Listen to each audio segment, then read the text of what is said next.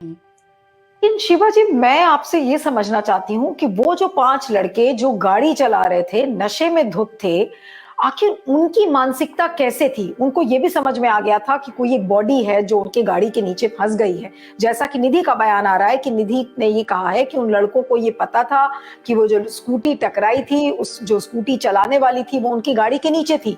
लेकिन फिर भी वो लड़के गाड़ी 12 किलोमीटर तक चलाते रहे। ये मानसिकता किस चीज़ का प्रमाण है? आखिर उन लड़कों के दिमाग में क्या चल रहा था? क्या वो कातिलाना दिमाग ही था कि नहीं, अब जो मर गई सो मर गई, अब आगे गाड़ी बढ़ाओ और पिंड छोड़े किसी तरीके से? क्या मतलब वो मैं माइंडसेट नहीं समझ में आ रहा है। मुझे एक तो ये लगता है कि उन्हें ये यकीन था कि अगर इस समय यहाँ से भाग लिया जाए तो बाकी हम मैनेज कर लेंगे, बाकी से हम बच जाएंगे। हमारे पॉलिटिकल जो कनेक्शंस हैं और जिस समाज से वो आते हैं, जिस वर्ग से वो आते हैं, उससे उनको ये यकीन रहा होगा कि बस अभी जान छूट जाए, हम मौका वारदात से फरार हो जाएं और उसके बाद हम इसको मैनेज कर लेंगे। हम सीसीटीवी को मैनेज कर लेंगे या पुलिस को मैनेज कर लेंगे और ये किसी को पता नहीं चलेगा, क्योंकि रात का अंधेरा है और इस समय शदीद सर्दी है, कोहरा है, इन सब में हम बच जाएंगे। ये जो भावना है कि हम कानून से बच जाएंगे, ये उसकी परिणति है कि आज वो लड़के 12 किलोमीटर तक भागते रहे, अपने कुकर्म से, अपने अपराध से भागते रहे, लेकिन वो उनका अपराध उनके साथ साथ चल रहा था और उसने उनका पीछा नहीं छोड़ा। जिसको हम कहते हैं लहू पुकारेगा हस्ती का, तो वो बच नहीं सके हैं।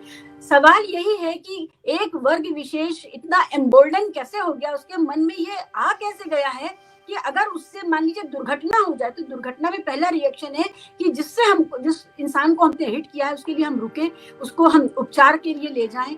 ये पहला रिएक्शन है। ये क्यों नहीं आया? अगर ये नहीं भी आया था तो वो जो गाड़ी थी उसमें अगर इतना भारी एक इंसान का शरीर है, वो कोई छोटी बात नहीं। और बलेनो कोई इतनी बड़ी गाड़ी नहीं है, बलेनो छोटी गाड़ी होती है, मतलब मध्यम उसकी गाड़ी है।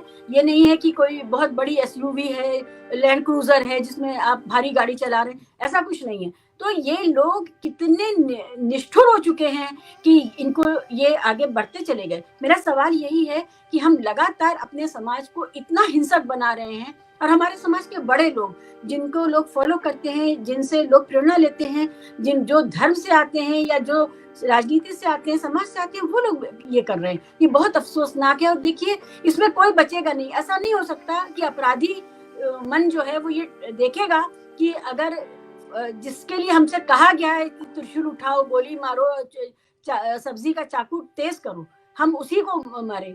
वो एक मना स्थिति है और आप अपराधी बनाएंगे अपने बेटों को ये कह के कि हमारा बेटा तो हिंदू राष्ट्र का शेर है, तो यही होगा। और ये बीजेपी से जुड़े हुए लोग हैं, उनकी एक खास तरह की मनोस्थिति है इस समय। मेरा बाप कौन है, मैं किसका बेटा हूँ, ये वाला दिल्ली में जो प्रचलित सवाल है, ये बहुत कुछ बताता है हमारे समाज के बारे में। अच्छा, आरोपी हैं, इनमें से एक लड़के का कनेक्शन तो बीजेपी से ही है, ये बताया जा रहा है, मनोज मित्तल जिसका नाम है। जी हाँ, यही मैं कह रही हूँ कि वो मनोज मित्तल की वजह से हो सकता है बाकियों को भी ये लगा हो कि मनोज मित्तल हमारे साथ है, हमारा कोई कुछ नहीं बिगाड़ेगा या हम मैनेज कर लेंगे। तो ये जो मानसिकता है, आप अगर सत्ता से जुड़े हुए हैं तो आप सत्ता का किस हद तक दुरुपयोग कर सकते हैं और सत्ता आपको किस हद तक आपके अनैतिक कार्यों में शील्ड करेगी, बचाएगी, ये एक कॉमन सेंस बन चुका है। और बहुत से लोग तो सत्ता से जुड़ते ही इसलिए, उनका समाज से में सेवा करने का कोई इरादा नहीं है, वो सिर्फ अपने आसपास के माहौल में अपना रौब झाड़ने के लिए और कानून से ऊपर रहने के लिए। लेकिन यहाँ पर पुलिस को भी तो आप हमें बात करनी चाहिए कि पुलिस ने इतनी सारी कॉल्स को अनसुना किया। पुलिस का व्यवहार लगातार, शुरुआत में आप देखिए, अगर मीडिया ने इसको, कुछ सेक्शंस ने नहीं उठाया होता, आप जैसे लोगों ने और कुछ और चैनल्स ने, तो पुलिस का व्यवहार क्या है। तो हमारी पुलिस लगातार, आपने देखा है कि जब CA-NRC हो रहा था तो जो लड़का उन महिलाओं के ऊपर बंदूक ताकता और गोली चलाता है, वो पुलिस की छत्र छाया में ही खड़ा था। आपने देखा कि पुलिस ने घुस करके छात्रों को, पढ़ाई लिखाई कर रहे छात्रों को किस तरह पीटा था जामिया में। आपने देखा कि जवाहरलाल नेहरू यूनिवर्सिटी में जब अराजकता हुई और बच्चे लहूलुहान किए गए अपराधियों के द्वारा जो नकाब लगा के आए थे, तो पुलिस बाहर खड़ी रही थी।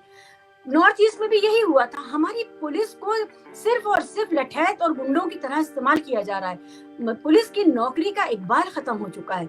अगर सत्ताधारी पक्ष है तो पुलिस अपने आप उसको ये पता है कि हमें कुछ नहीं करना है, हमें इस मामले को रफा दफा करना है। दिल्ली पुलिस का इकबाल इतना धूमिल हो चुका है।